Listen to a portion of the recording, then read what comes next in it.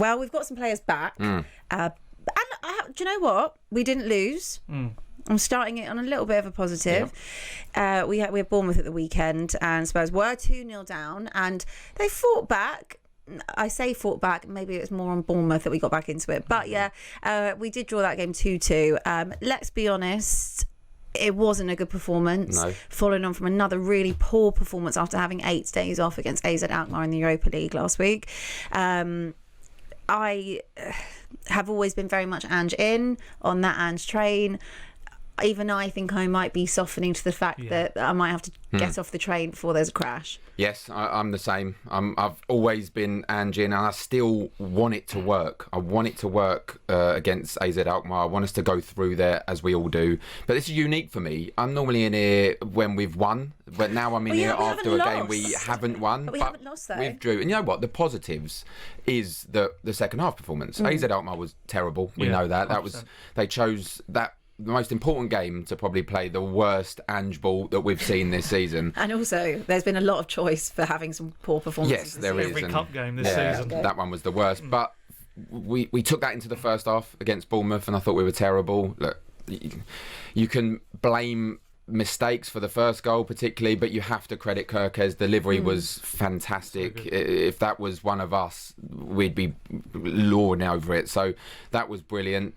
And you say Bournemouth let us back in it, but I think the positives is that second half performance, and we come back against the side that have beaten a lot of good teams this season. Probably Bournemouth's best team ever in the Premier League. By a mile. Yeah, I mean, they're no mugs. They beat Nottingham Forest 5-0. They drew with Newcastle, beat Arsenal. They beat Spurs 1-0 in the reverse fixture. That second half performance we can hopefully build on going into the most important game of the season. Yeah, I just feel like I'd love Spurs to take this result and then run with it, go into this Thursday game. You know, hope that the Tottenham Hotspur Stadium can be a cauldron, because AZ Alkmaar, they brought the atmosphere in that first leg. But it's Spurs, it's Tottenham, and you just don't know what you're going to get. You know, every time we go out there at the moment, the optimism has gone from the stadium. You can tell from the atmosphere, sort of lifted when Sarr's goal went in, but you can tell the fan base are tired, and I think Ange is on a lot of borrowed time. Yeah, I agree. I feel like we will talk about Ange a little bit more in depth later on in the show. But I feel like with that game against Bournemouth, like they are, as I said, they're no mugs. They're a very good team in terms of an attacking sense. They are absolutely brilliant. The team that they have assembled, and also they've done it on a pretty decent budget as well. They invested the Solanke money really well. It is the first time I think that they have beat us across both fixtures, but that just shows you the disparity, you know, kind of where Spurs are this season, you know, flailing kind of mid to lower end of the table, whereas Bournemouth are on the rise. It's just really the level of performance that I think irks me the most. That's what annoyed me about Thursday night. Like I mentioned, having that amount of time off, we were crying out, you know, to have some rest time, and we were saying get the players back. And, you know, there are no excuses now. There's nowhere to hide for this team and for Ange. And I just feel like I don't think they're necessarily downing tools. I just don't think the system is actually really working. Because if you have a look at the game yesterday, they're just able to just 1-2 passes, just bypass the midfield. Basuma, who has a collection of poor performances, you know, that we can all go and look at the catalogue of, that was one of the worst performances I've actually ever seen him have. And obviously he was hooked at half time. Brennan Johnson, what I mean, unless he's doing back post Brennan, and I know that there is this narrative that he only, you know, he just scores tap-ins, but if he's not doing that, he doesn't actually contribute much else. And Romero, we can give him the benefit of the doubt. He was rusty coming back into the side. But honestly, we could have been 2-0 down, Darren, in the first 5 minutes. Yeah, 2 or 3-0 down. I thought it was a terrible start. And before the game, I said to my son, I said, can you imagine the start of the season? You're talking about Spurs starting this game in 13th with 10 games to go, and Bournemouth looking to get into Europe. It's absurd. It's absurd. No one would have ever expected that. You'd expected that the reverse, or even Bournemouth struggling a little bit. But look, they've done a tremendous job, but it wasn't about them playing particularly well. It was the poor first half that we had. And I look at it as a player's point of view, and I think confidence is massive in football. It's massive in a team sport in particular. And if 2 or 3 of your players are not performing to the highest of their ability, or their confidence is low, you're going to feel that. And they got booed off at half time, and rightly so. I never like hearing that from home supporters. I've been involved in it when I've been involved individually getting booed from your home supporters, and it's never nice. But these players need to step up. They need to step up And I thought second half they did. I thought they come out, they showed some fight.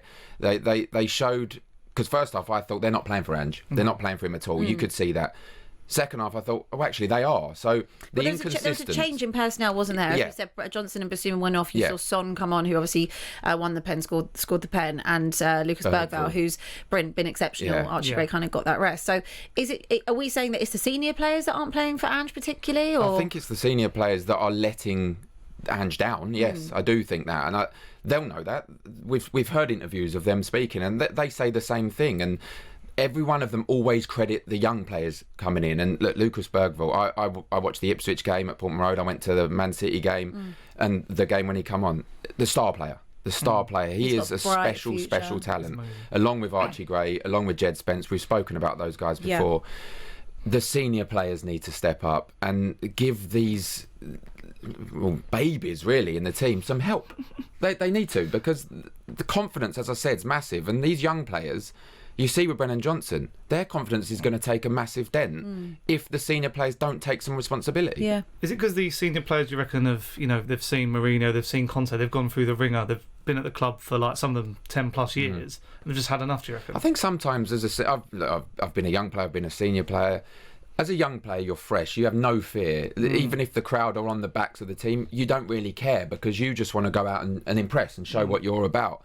If you're a senior pro, you take everything on board, and your confidence takes a dent. And if your confidence as a senior pro takes a knock, then you're struggling as a football club. If you've got Son, the captain, who he's done well against Ipswich, he done particularly well yesterday in the second half, but his form's been really poor, and he will take that on board. He knows it, and you can see sometimes in his body language, if the captain is like that, then you know you're struggling. From the top, it just trickles down. Even yesterday, there was a moment where I think Jamie Carragher said it on commentary. He did his old jinking run and then let go. We haven't seen that enough from Son this season. It's sort of like he's a yard off, his pace has gone, and we're seeing that with a few older players in the Premier League. But I think from your captain, he's a different... We said it with Basong the other week. He's a different sort of captain. He's he leads by example. But when he's not leading by example, then what are these 18-year-olds meant to do after that? But who else we got? Who else we got as a captain? I know you've going off track a little bit. Romero, and you've got James Maddison. So James Maddison again is in and out of the team. I assume that is to do with rotation. Romero again. I think. Well, I personally feel like he's more bothered maybe about Argentina than he is about Spurs. He's angling away for him to get, I think, out of the club this summer, and I think that we probably will see him go. So when you've got people like that, when they start, I think they start to believe that they're bigger than the club or better than the club, but I don't necessarily believe that the performances I see in terms of Romero personally are that great. I think that there's a lot of hype over Romero, and people love that he goes flying into challenges and stuff like that. But it's like, if you're going to lead. Well, he's a little bit of a liability, isn't he? At times, sometimes he could be the best defender at the club. Sometimes there was a moment down in the corner. I can't remember who. I think it might have been Semenyo, and you knew he was just going to fly in and give away a foul, and it was like, he's going nowhere. Just relax. I go back, and I'm going off track a bit in terms of, we've spoken about a lack of leadership on the pitch, and I believe that. Yes, he has to get a little bit more vocal. I mean, Harry Redknapp said, didn't he, that he wouldn't have Son as a captain. Archie Gray is a future captain of this football club. And I think, I listening to Mark Gay at Crystal Palace, he said when he was given the captaincy, he went to the senior players, Wilf Zaha, people like that, and explained that he's been given the captaincy. He said no to start with. And they all said, no, you are the future of this football club. You are the one that needs to have it. I think, to a certain degree, in the summer, something needs to be sorted out. And yes, I want Son to still be here and perform. Take the pressure off him. Sometimes the weight, isn't it? It's like in cricket, they took the England captaincy off Joe Root, and then he became a better batsman afterwards. Yeah. It just does happen for some. It's sometimes just a weight on their shoulders. I'm just not sure about taking the captaincy off him personally, because I maybe I'm harsh, but I felt like his performances were dropping off last season. I can actually talk about him in a positive light because of his impact off the bench. I think that's where I kind of sit with him, that in the summer I thought that was a key area we need to upgrade on. I wasn't saying get rid of Son, but I think it was probably the most important area that Spurs needed to replace, get that, whoever that was, whether that was going to be an Eze or whoever else they were looking at, get that upgrade so you're not reliant on Son, so that he can have an impact off the bench for the last 20 minutes or half an hour or a second half of a game. I don't necessarily mind him being the captain, if you've got other leaders around, that's fine. Like Hugo Lloris was our captain, you know, who knows what he was like in the dressing room.